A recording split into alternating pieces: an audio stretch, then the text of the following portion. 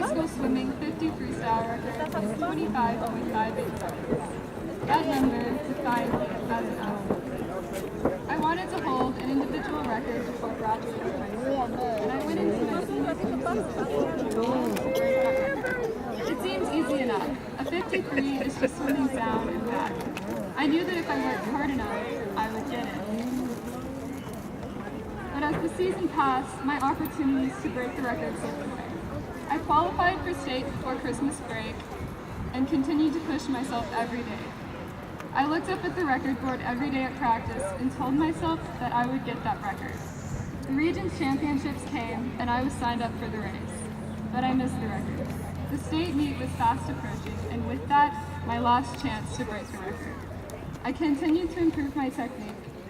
I grew more and more fearful of failing. I started to doubt myself as a swimmer. What if it had all been for nothing? I had been fighting for that record for 4 years.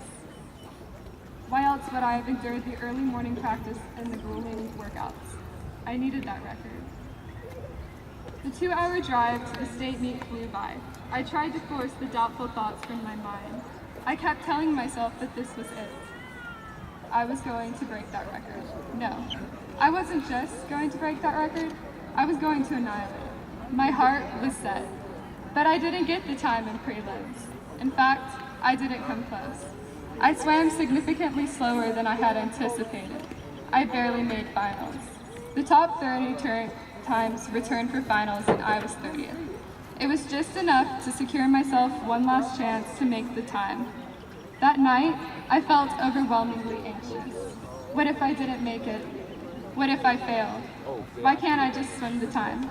I awoke the next morning feeling confident and refreshed. I envisioned my race and my name on the record board. This was my day. My race came, my last chance.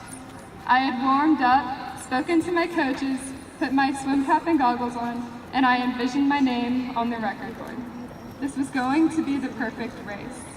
I stood behind the starting blocks with shaking hands as the referee started the event before mine. I was going to do it. I took a deep breath to calm myself down before stepping up onto the blocks. I can do this, I told myself. The buzzer rang and I launched myself into the water. I kicked as hard as I could. I felt fast, I felt powerful. The water rushed by and my lungs ached as I powered through the turn. I can do this, I chanted in my head. I took a breath and sprinted to the wall. I slammed my hand into the touchpad.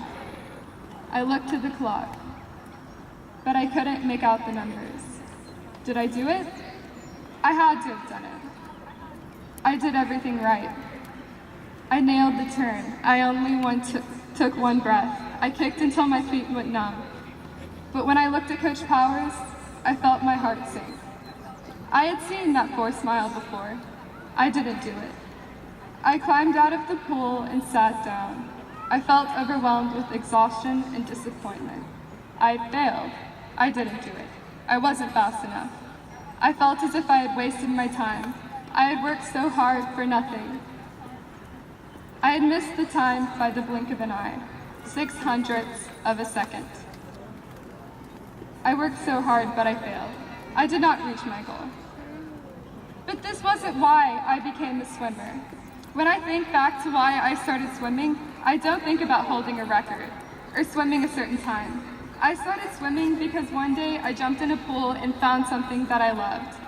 I swam because I loved everything about it. My swimming career isn't defined by my successes and failures. My best memories as a swimmer aren't the fast times.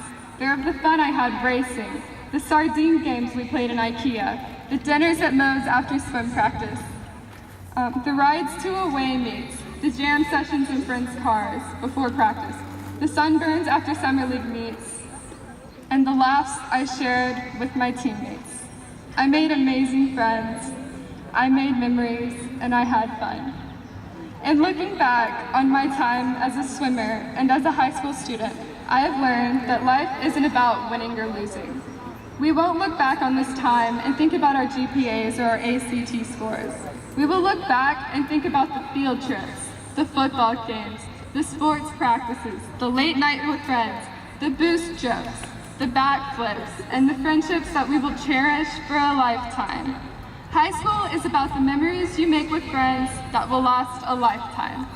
Life is too vast and complex to be defined by success or failure. Life isn't about a destination or a goal. Life is about finding joy in the journey.